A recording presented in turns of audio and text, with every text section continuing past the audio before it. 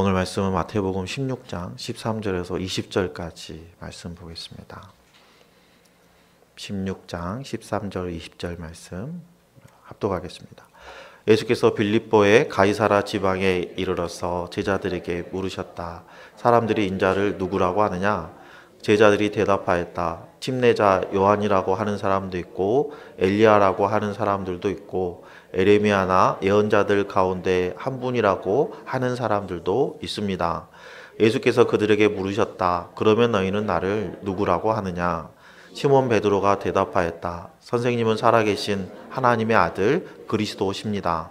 예수께서 그에게 말씀하셨다. 시몬 바요나야, 너는 복이 있다.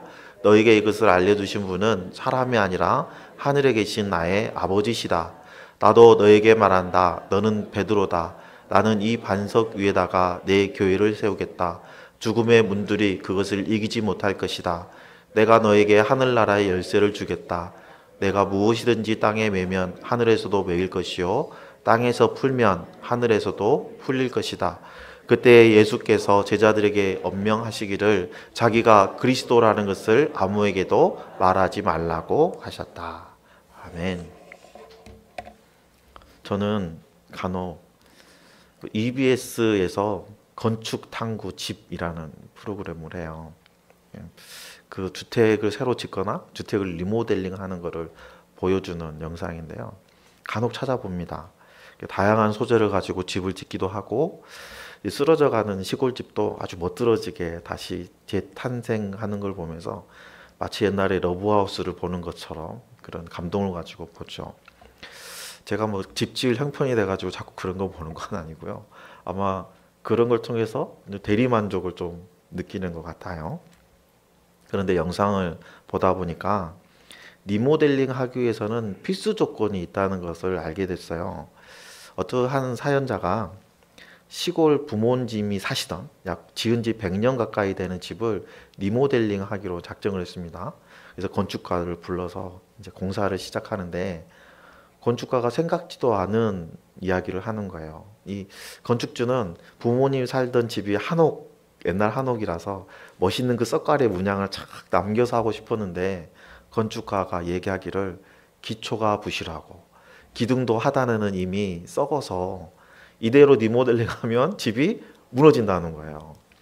새로 짓든지 해야 되는 그런 상황에서 자기의 로망을 포기해야 되나 하는 갈등 상황에서 이 건축주는 돈이 더 들더라도 시간이 좀 더 걸리더라도 집을 보강해서 기초를 튼튼히 하고 기둥도 좀 다시 세우고 해서 그 집을 살리기로 이렇게 결정을 합니다. 여러분, 신앙생활도 마찬가지 아닐까 싶습니다. 우리 신앙생활의 기초가 튼튼하지 않으면 사상 누각처럼 모래 위에 지은 집처럼 무너질 수밖에 없죠. 믿음이 기초가 튼튼하면 성도들은 어떤 상황도 잘 이겨낼 수 있죠. 그래서 마태복음 7장에 보면 이런 말씀을 하세요. 그러므로 내 말을 듣고 그대로 행하는 사람은 반석 위에다가 자기 집을 지은 슬기로운 사람과 같다고 할 것이다. 비가 내리고 홍수가 나고 바람이 불어서 그 집에 들이쳤지만 무너지지 않았다. 그 집을 반석 위에 세웠기 때문입니다. 그러나 나의 이 말을 듣고서도 그대로 행하지 않는 사람은 모래 위에 자기 집을 지은 어리석은 사람과 같다고 할 것이다. 비가 내리고 홍수가 나고 바람이 불어서 그 집에 들이치니 무너졌다. 그리고 그 무너짐이 엄청났다. 이 말씀은 예수님께서 산상수훈을 말씀하시면서 그 마지막 부분에 이르러서 행함과 순종을 강조하시는 가운데서 비유로 말씀하신 대목이에요. 예수님은 이 말씀을 통해서 건물의 기초가 중요하듯이 신앙생활의 기초가 중요하다라고 강조하고 있죠. 여러분, 교회도 마찬가지예요. 교회도 기초가 매우 중요합니다. 그렇다면 여러분, 교회의 기초는 무엇이죠? 성도들은 교회의 기초가 성경 말씀, 다시 말하면 선지자들과 사도들의 터 위에 세워져 있는 그 교회, 그게 중요하다라고 생각하죠. 공감합니다. 그런데 현대 사회에서 볼 때 성경의 권위를 인정하지 않는 교회가 많아요. 성경의 기초 위에 세워지지 않는 교회들이 너무 많아요. 세속적인 그런 사상과 유행이 교회 안으로 들어와서 교회의 주인이 되어버린 교회가 있어요. 그래서 우리는 다시 성경으로 돌아가야 돼요. 성경이 유일한 교회의 기초가 돼야 돼요. 성경이 유일한 교회의 표준이 돼야 돼요.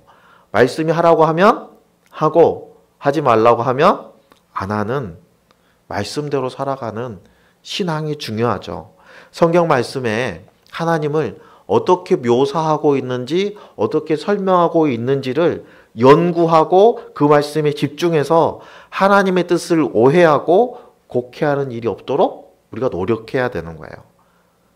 그런 점에서 오늘 본문이 아주 중요합니다. 오늘 본문도 교회의 기초에 대해서 말씀하고 있거든요.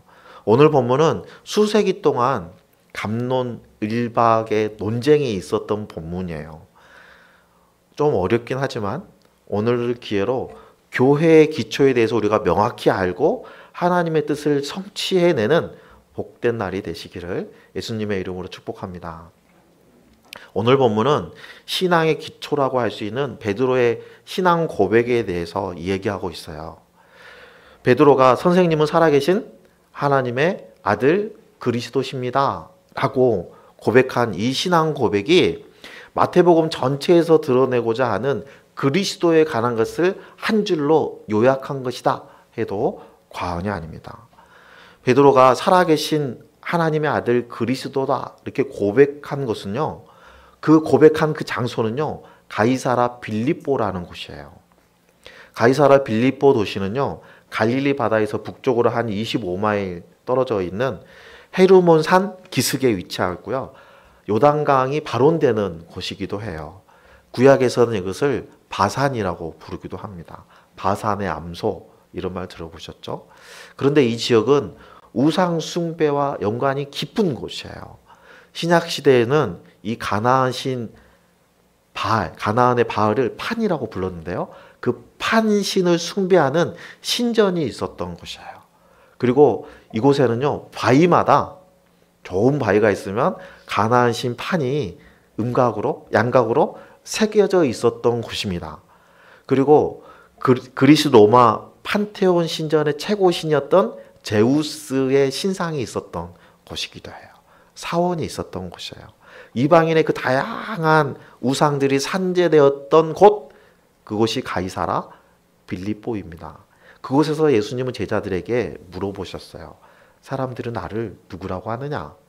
이 제자들이 사람들이 예수님을 침례 요한이라고도 하고 더러는 엘리야라고도 하고 어떤 사람들은 선지자 중에 한 분이라고도 얘기합니다 라고 표현하고 있어요. 침례 요한이라는 것은 예수님의 친인척이라는 관계 때문에 언급될 수 있다고 보고요. 또 엘리야는 예수님의 사역과 유사한 점이 많잖아요. 그래서 언급될 수 있고요. 에레미야와 같은 선지자라 했을 때 에레미야라고 언급되는 것은 에레미야는 종교 지도자들에게 박해받았던 대표적인 인물이죠. 예수님께서도 종교 지도자들에게 박해받았기 때문에 그런 점에서 일치되는 유사한 점이 있었다라고 보기 때문에 사람들이 그렇게 언급하는 게 이해가 됩니다. 그런데 가이사라 빌립보의 그 환경과 이교도들이 다양한 우상을 숭배하는 그런 상황에서 베드로의 이 신앙 고백이 아주 특별한 의미를 가지고 있어요. 베드로가 살아계신 하나님이라는 이 단어를 사용하는 거는요, 그곳에는 수많은 신들이 있는데 그 신들 중에서 살아계신 분은 하나님 한 분이시다 하는 거예요. 이 세상에 우리에게 생명을 주시는 유일한 존재는 하나님이시다라고 고백하는 의미가 살아계신 하나님이라는 단어에 포함되어 있어요. 사실 베드로가 이런 신앙 고백을 한다는 것은 굉장히 놀라운 일이에요. 왜냐하면요, 우리는 성경을 통해서 이미 그리스도가 예수 그리스도다, 이렇게 예수 그리스도 이렇게 이름처럼 부르잖아요. 하지만 그 당시에서는요, 메시아에 대한 인식이 우리가 생각하는 것과는 전혀 달랐어요. 그 당시에 메시아는 강력한 힘을 가진 군주와 같은 메시아였잖아요. 자신들의 욕심이 투사되어 있는 그런 왜곡된 메시아의 상을 가지고 있었단 말이죠. 그래서 예수 그리스도에 대해서 완전한 지식을 가지고 있을 수 없었어요. 이런 상황에서 베드로와 12 제자들이 예수님이 하나님의 아들이시다, 하나님께서 이 땅에 보내신 그리스도다라고 그걸 고백한다는 것 자체가 놀라운 일이에요. 그런데 이 고백은요, 사람의 힘으로는 할 수 없는 거예요. 성부, 성자, 성령, 삼위 하나님께서 이들에게 감동을 주셔야만이 할 수 있는 신앙 고백이죠. 그래서 예수님께서 베드로를 칭찬하시는 거예요. 17절에 보면 예수님께서 말씀하세요. 시몬 바요나야. 이 바요나는 요나의 아들이라는 말입니다. 요나의 아들 시몬아, 너는 복이 있다. 너에게 그것을 알려주신 분은 사람이 아니라 하늘에 계신 나의 아버지시다 라고 말씀하세요. 예수님께서 베드로가 이런 신앙 고백을 하게 된 것은 베드로 자신의 능력이거나 어떤 사람이 알려줘서가 아니라 인간의 제한된 지식으로는 알 수 없는 그 신앙 고백을 하나님께서 주셨기 때문에 할 수 있다라고 표현하신 거예요. 베드로와 제자들은 예수님과 함께하면서 예수님 행하신 온갖 이적과 기사들을 목격했었어요. 예수님은 제자들에게 하나님 나라에 대해서 가르쳐 주셨고 제자들을 두씩 묶여서 각 지방에 마을에 보내셔서 귀신을 쫓아내는 권능을 주시고 그들이 하나님의 나라를 선포하게 하셨죠. 그 과정에서 제자들은 어마어마한 기적들을 체험하게 됐어요. 사단마귀가 하늘에서 별과 같이 뚝 떨어지는 것을 제자들이 경험했거든요. 이 제자들이 이러한 경험을 하고 예수님을 뭐라고 고백했냐면 예수님은 선생님은 하나님의 아들이십니다 라고 고백한 거예요. 그래서 루트라는 신학자는요 예수님과 함께하는 삶을 여행이라고 표현합니다. 그래서 제자들은 예수님과 함께 여행하면서 그 매일의 삶에서 예수님을 경험하고 예수님을 하나님의 아들이라고 고백할 수밖에 없다라고 표현하고 있어요. 예수님을 살아계신 하나님의 아들로 고백하는 것이 예수님과 함께 배우는 자들에게 예수님과 함께 하면서 예수님을 삶으로 배우는 자들에게 주어진 하늘의 복이다라고 표현하고 있는 거예요. 물론 베드로의 신앙 고백은 완전하지는 않아요. 그렇죠? 베드로는 고난받는 그리스도에 대해서는 잘 알지 못했어요. 고대 유대 사람들은 고난받는 메시아에 대해서는 상상도 할 수 없는 표현이었거든요. 예수님은 베드로에게 너는 베드로다. 나는 이 반석 위에다가 내 교회를 세우겠다. 죽음의 문들이 그것을 이기지 못할 것이다 라고 말씀하세요. 그리스어로 페트로스, 베드로라는 이름은 페트라, 즉 바위라는 의미예요. 그 케바, 우리는 개바라고 표현하죠. 개바도 바위라는 뜻이에요. 그러니까 예수님의 이 말씀은 너는 바위인데 내가 너의 바위 위에 내 교회를 세우겠다 라고 표현하신 거죠. 그렇다면 여러분, 예수님이 말씀하시는 이 반석이 의미하는 것은 뭘까요? 수세기 동안 이 반석이 의미가 무엇인지 신학자들 가운데도 논쟁이 끊이지 않았어요. 그래서 이 반석에 대한 주장들을 요약해 보면 한 4가지 정도로 요약해 볼 수 있는데요. 첫 번째는 이 반석은 시몬 베드로다. 두 번째는 아니다. 이 반석은 예수 그리스도시다. 세 번째는 아니다. 이거는 사도들 전체를 얘기하는 거다. 네 번째는 베드로의 신앙 고백이다. 이렇게 요약하고 있거든요. 첫 번째 견해는 이 반석이 시몬 베드로라는 거예요. 이 견해에 따르면 베드로는 예수께서 교회라는 이 구조를 첫 번째 지도자로 베드로를 세우고 이 베드로가 교회의 기초석이 되게 하셨다라는 의미예요. 이 말은 베드로의 권위가 가장 위에 있다는 의미가 아니에요. 또한 이 베드로의 권위가 베드로가 죽어도 교회의 수장에 계속 승계된다는 의미도 아니에요. 예수님께서 베드로를 시작으로 해서 사도들을 교회의 기초석으로 삼으셨다. 그리고 이후에 신앙을 고백하는 성도들을 모퉁이돌 되시는 예수 그리스도를 중심으로 하는 교회로 세우신다라는 의미래요. 그래서 데이비드 터너라는 신학자는요, 이렇게 얘기합니다. 예수는 자신을 건축자로 묘사하기 때문에 예수가 자신을 교회의 기초로 말하는 것은 아니다. 또한 베드로의 사도적 고백도 교회의 기초가 아니다. 고백하고 있는 사도 베드로가 바로 교회의 기초다. 그리고 문맥상 마태복음 16장 16절에서 베드로는 전체 사도들을 대신해서 말하고 있는 것이 분명하기 때문에 다음이요. 베드로가 홀로 교회의 기초가 된 것이 아니라 동등한 사도들 가운데 첫 번째로서 교회의 기초가 된 것이다. 이것이 마태복음의 문맥에 가장 잘 어울리며 이는 또한 교회의 사도적 기초에 대해 말하는 신약의 다른 본문들과도 일치한다. 이렇게 표현하고 있어요. 터너는 자기 자신의 주장을 뒷받침하는 근거로 에베소서 2장 20절 말씀과 요한계시록 21장 14절 말씀을 주장하는데요. 21장 14절 말씀, 그 도성의 성벽에는 주춧돌이 12개가 있고 그 위에는 어린 양의 12사도와 12이름이 적혀 있었습니다. 터너는 이 말씀을 근거로 해서 베드로 사도를 시작으로 해서 12사도가 교회의 기초석이 되었다라고 이야기하는 거예요. 이 반석이 의미하는 것이 무엇인지에 대한 두 번째 개념은요, 예수 그리스도가 반석이시다라는 주장이에요. 터너라는 신학자의 주장에 반대하는 신학자들이 주장하는 내용입니다. 이 반석이 예수님이시다라는 주장은요, 시편 118편 22절에 집 짓는 사람들이 내다 버린 돌이 집 모퉁이 돌이 되었다 하는 이 말씀, 고린도전서 3장 11절에 아무도 이미 놓은 기초이신 예수 그리스도 밖에 또 다른 기초를 놓을 수 없다라는 이 말씀을 근거로 해서 예수님이 교회의 기초가 되신다라고 주장하고 있는 거예요. 또 이 반석이 의미하는 세 번째 주장은요, 이 반석은 사도들이다라고 주장하는 거예요. 그래서 에베소 2장 20절에 여러분은 사도들과 예언자들이 놓은 기초 위에 세워진 건물이며 예수 그리스도가 그 모퉁이 돌이 되십니다 하는 이 말씀을 근거로 해서 사도들이 교회의 기초다라고 얘기하는 거예요.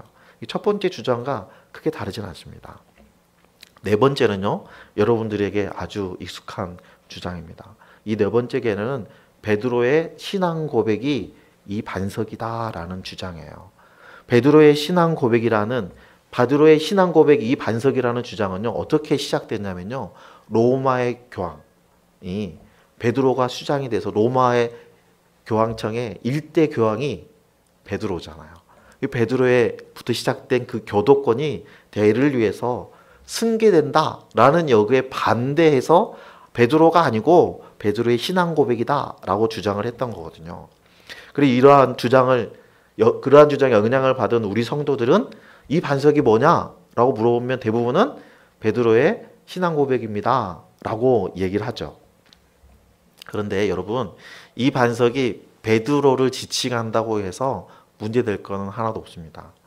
어떤 사상이나 어떤 신념이 말씀의 필터로 작용해서 그 말씀을 우리가 다시 해석하는 게 아니라 말씀 그대로 우리가 받아들이는 게 더 중요합니다. 최근 복음주의 주석학자들이 대부분은 이 반석을 베드로의 신앙 고백이라기보다는 베드로 자체라고 봐요. 베드로 사도라고 봅니다. 그래서 베드로는 당시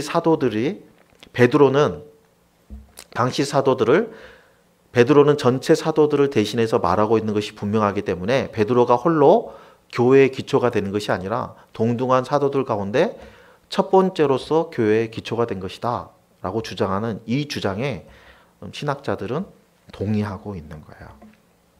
또 한 가지, 이 반석을 베드로라고 해도 문제가 되지 않는 것은 예수님께서 베드로에게 너는 베드로다. 내가 이 반석 위에 교회를 세우겠다. 무슨 교회를 세우겠다고요? 내 교회를 세우겠다. 베드로의 교회가 아니에요. 예수 그리스도의 소유된 교회, 예수님의 교회를 이 반석 위에 세우신다는 거예요. 베드로는 그저 교회가 시작될 때 제공되는 그 기초일 뿐이에요. 여러분 밖에 외출할 때 맨발로 나가지 않고 신발을 신고 나가시죠? 신발을 신고 부츠를 신을 때도 있고 구두를 신을 때도 있고 편하게 크록스를 신고 나갈 때도 있어요. 여러분 외출할 때 신발이 주인공이 아니잖아요. 외출할 때 주인공은 여러분이잖아요.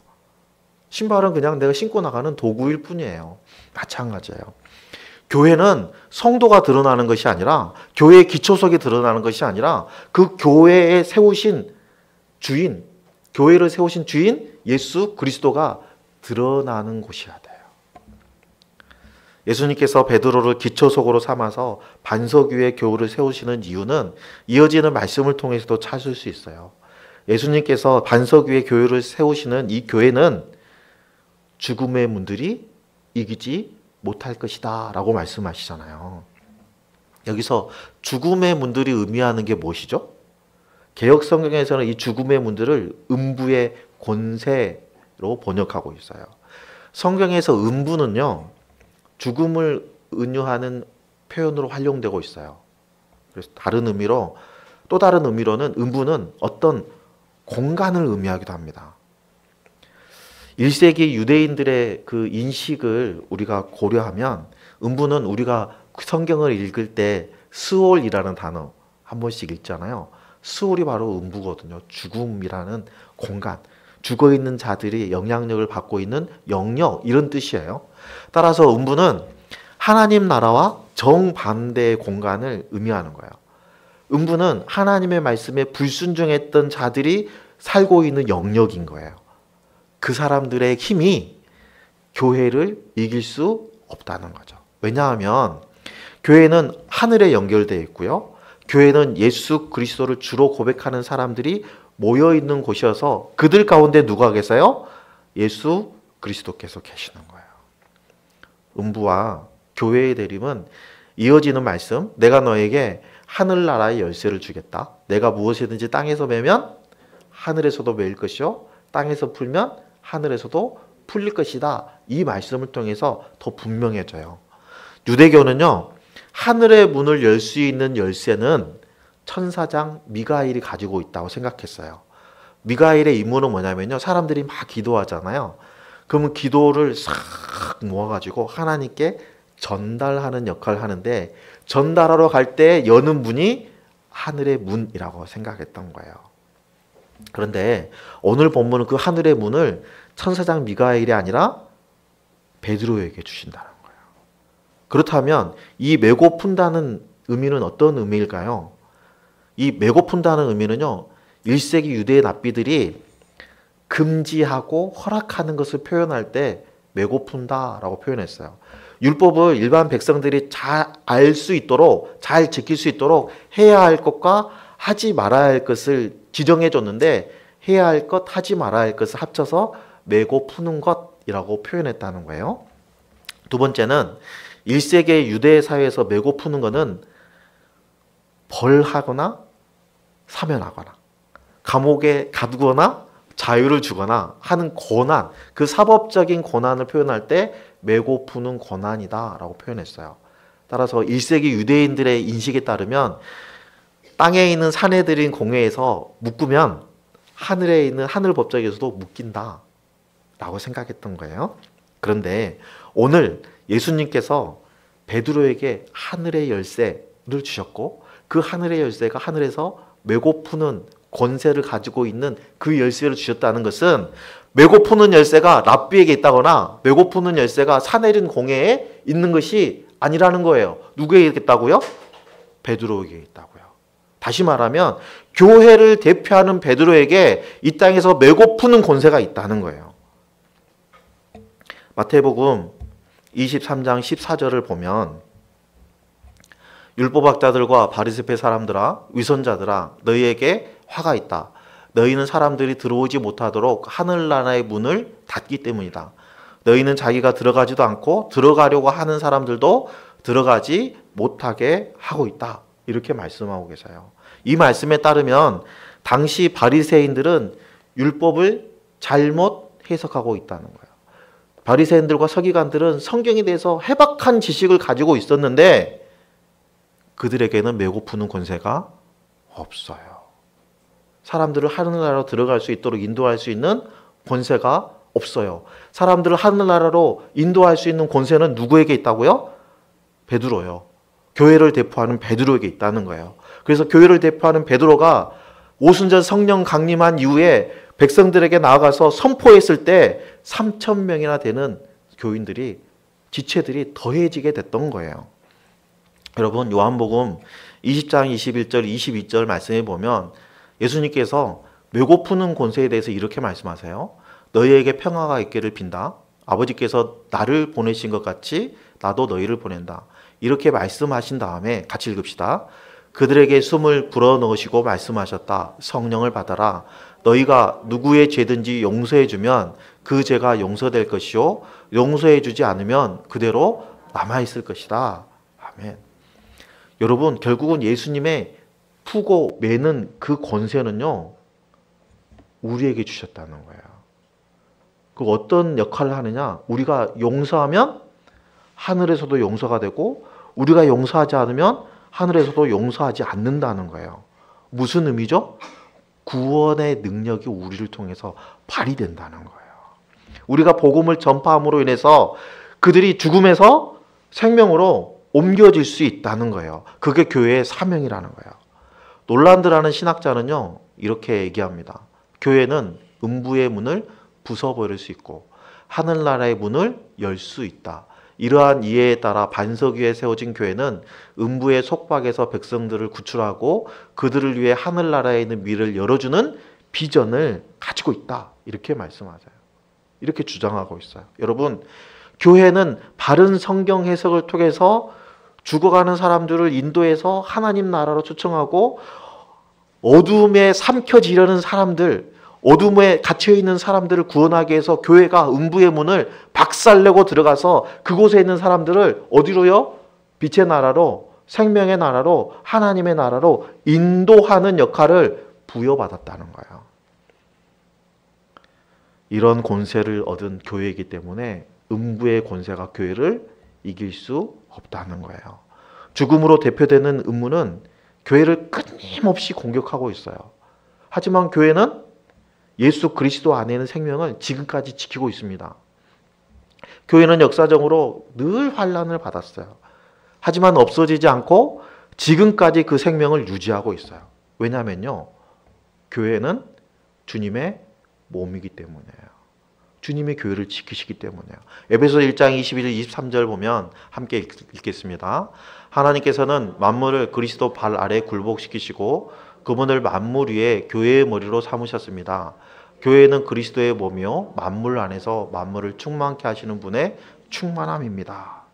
여러분, 교회가 음부의 권세를 이길 수밖에 없는 또 다른 이유가 주님이 교회의 머리 되시고 교회가 주님의 몸이기 때문이라고 말씀하고 있는 거예요. 여러분, 마태복음을 처음 접하게 되는 성도들, 1세기에 마태복음이 기록되고 처음 마태복음을 읽었던 성도들은요, 교회가 마치 음부의 권세 아래서 잡아먹일 것처럼 작고 연약하고 금방이라도 없어질 것 같은 존재로 느꼈을 거예요. 그들 앞을 가로막고 있는 그 어려움과 박해로 인해서 교회가 곧 없어질 거라고 생각했어요. 그런데 오늘 말씀에서 베드로가 대표가 되는 교회는 그 음부의 권세를 이긴다고 얘기해요. 왜냐하면 교회는 하늘에 속해 있고 교회는 하늘나라로 사람을 인도하는 권세를 부여받았기 때문에 결코 세상에 패배할 수 없다라고 오늘 말씀은 말씀해 주시고 있어요. 우리도 세상을 살아가면서 불안해할 때 있어요. 하지만 오늘 말씀에 따르면 우리는 불안해할 필요가 없어요. 너 결코 용기 잃지 말아라. 우리 찬양했잖아요. 우리가 용기 잃지 말아야 될 이유는요, 우리의 기초가, 우리의 몸이 예수 그리스도의 것이라는 거예요. 교회의 기초는 베드로 사도로 시작해서 여러 사도들로 인해서 그 기초가 이어지고 지금 우리에게까지 이어져 있어요. 그리고 그 안에는 예수 그리스도의 생명이 지금까지도 지켜주고 있습니다. 시편 42편에 보면요, 고난 중에도 낙심하지 않고 하나님을 찬양하겠다는 시가 기록되어 있는데요, 그 중에 11절을 보면 내 영혼아 내가 어찌하여 낙심하며 어찌하여 내 속에서 불안해하는가. 너는 하나님께 소망을 두라. 나는 그가 나타나 도우심으로 말미암아 내 하나님을 여전히 찬송하리로다. 우리의 소망을 하나님께 두고 살아가는 모든 날 동안 우리는 주님의 몸된 교회의 지체들이에요. 우리가 멀리 계신 하나님께 주님 도와주세요 하면 그때서 하나님께서 부랴부랴 쫓아오셔가지고 우리를 도와주신다는 게 아니에요. 우리가 고통받고 있는 그 순간, 우리가 어려움 당하고 그 순간에도 우리는 예수 그리스도의 몸이에요. 무슨 말이죠? 내가 당하는 어려움을 예수님이 당하고 계시는 거예요. 내가 직면하고 있는 그 박해는 하나님도 당하고 계시는 거예요. 우리는 1년 365일 우리가 살아가는 모든 날 동안 주님과 연합된 교회의 몸으로 살아갑니다. 우리가 살아가면서 전도가 안 될 때도 있어요. 목장의 VIP들이 유입 안 될 때도 있어요.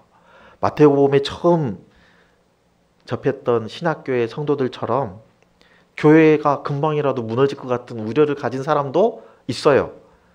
우리 교회뿐만 아니라 2023년이 되면은 교회의 90%가 교회 학교가 사라질 것이다 하고 통계 조사가 되어 있습니다.